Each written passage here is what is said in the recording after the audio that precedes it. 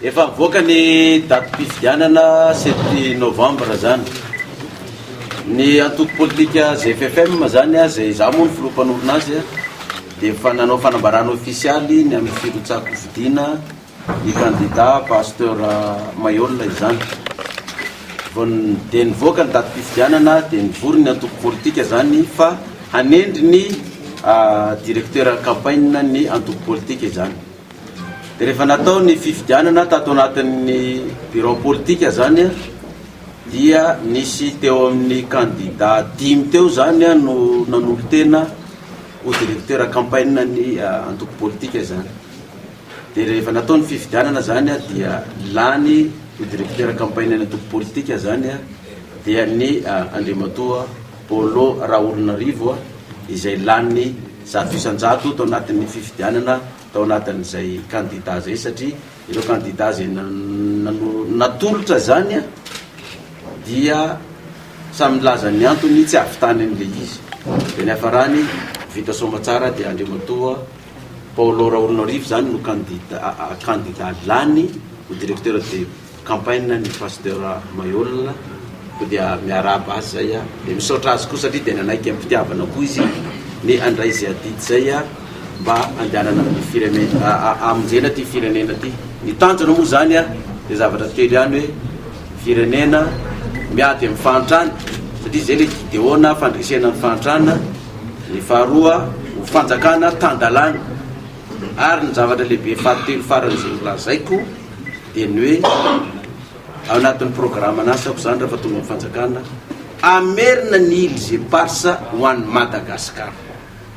Voalohany indrindra zany a dia tahaka ny candidat rehetrarehetra hoe misy firenena vahiny miara-miasa aminazy ny akoho zany tonga tsy natoiny dia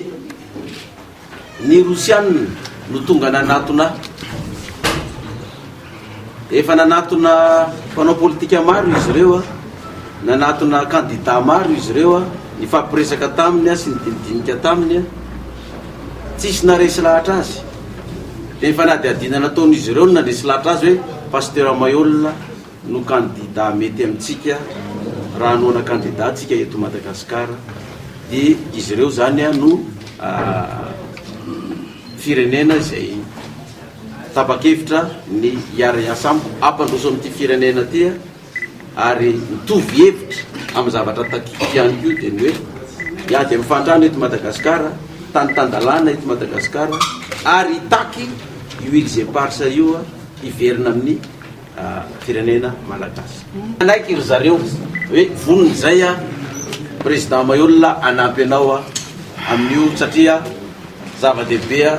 ny toetsainao fa na pasteur ary anao dia tsy nieritreretina hoe manana an'izany saina zany fa eritreretina hoe dia pasteur fotsiny fa tsy napoizina fa anampy anao zay a manam-pahalany anao amin'ny fifidianana ary amerina ny huile parsa io que demande le peuple. Ny zavatra takinay moa zany mazava ho azy dia hoe ny fifidianana adio malalaka mangarahara dia ny amin'ny lafiny hoe famatsinan'le fifidianana zany amin'ny lafiny ara-bola dia hatramin'izao aloha zany mbola tsy dia mazava ny lalàna momba ny fifidianana ho ampiaritsika hoe le lalàna teo aloha ihany ve sa lalam-pifidianana inona no ampiarina izany. Ka aminay indray zany a tsy dia miankina loatra ny amin'ny hoe vola hoentin'ny candidat sy ny sisa no takinay fa zay vonona foana amin'le fifidianana zany na inona lalam-pifidianana mipetraka eo dia efa niomana an'izay efa 20 taona mahery angamba niomananay an'izay dia efa vonona foana zay zany. Ny fahitanan'ny candidat makabana zany aloha dia ny seni rehefa nilaza hoe tsy mbola misy lalàna izay mametra an'le hoe campagne électorale fa izay koa efa anomboka satria efa nitsangana ny directeur de campagne anay anomboka koa zay amin'ny pré-campagne zany fa tsy petrapetraka fotsiny zany. Ka hitako io raha tsy mahazo fahefany ianao